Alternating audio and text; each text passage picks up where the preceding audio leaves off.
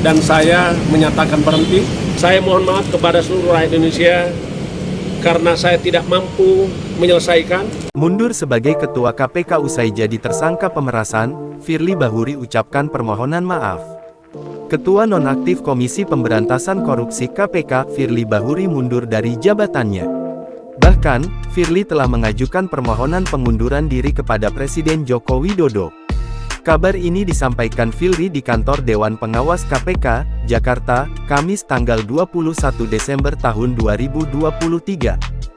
Saya hari ini agendanya menyampaikan terkait dengan pernyataan saya yang telah saya sampaikan kepada Presiden Republik Indonesia melalui Menteri Sekretaris Negara. Pernyataan saya tersebut adalah dalam rangka genap 4 tahun saya melaksanakan tugas sebagai Ketua KPK periode 2019-2023 sejak tanggal 20 Desember 2019 sampai dengan 20 Desember 2003, maka saya mengakhiri tugas saya sebagai Ketua KPK dan saya menyatakan berhenti, dan saya juga menyatakan tidak berkeinginan untuk memperpanjang masa jabatan saya. Dan saya mengucapkan terima kasih kepada Bapak Presiden, Bapak Joko Widodo, Wakil Presiden Bapak Ma'ruf Amin, dan segenap anak bangsa dimanapun berada.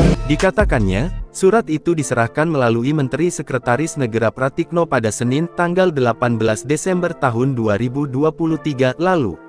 Lebih lanjut dikatakannya, ia tak melanjutkan masa perpanjangan jabatan. Firly menegaskan bahwa ia tidak hanya mundur dari posisi Ketua KPK, tetapi juga sebagai salah satu dari 5 pemimpin KPK. Saya mohon maaf kepada seluruh rakyat Indonesia karena saya tidak mampu menyelesaikan dan tidak juga bisa menyelesaikan untuk perpanjangan, tetapi saya memastikan saya sungguh-sungguh cinta bangsa Indonesia, saya sungguh-sungguh cinta menjaga stabilitas nasional, menjaga iklim politik, dan mensukseskan Pilpres 2024 sehingga kita menatap masa depan yang lebih baik. Diketahui, Firly saat ini berstatus sebagai tersangka kasus dugaan pemerasan terhadap ex-Menteri Pertanian Syahrul Yassin Limpo.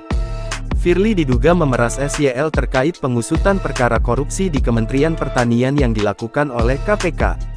Di samping itu, ia juga sedang menjalani proses pemeriksaan etik oleh Dewan Pengawas KPK.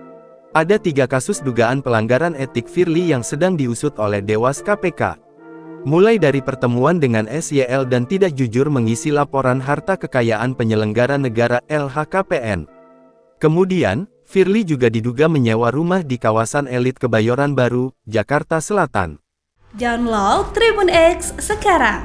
Menghadirkan lokal menjadi Indonesia.